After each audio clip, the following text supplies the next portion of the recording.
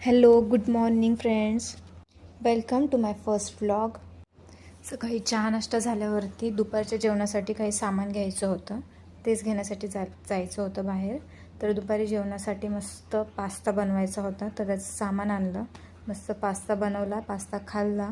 खूप छान झाला होता पास्ता. तर दुपारी मस्त हेअर वॉश केला आणि उन्हाळ्यामध्ये हेअर वॉश केल्याचं जे सुकून आहे, वाव यार. मग थोड्या वेळ झोप काढली. त्यानंतर गेलो संध्याकाळी गाडी वॉश करण्यासाठी.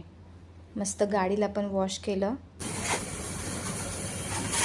गाडी वॉश झाल्यानंतर आलो घरी आणि नंतर संध्याकाळी चहा बिस्किट खाल्लं. आणि चहा बिस्किट खाल्ल्यावरती आणि हे दोघं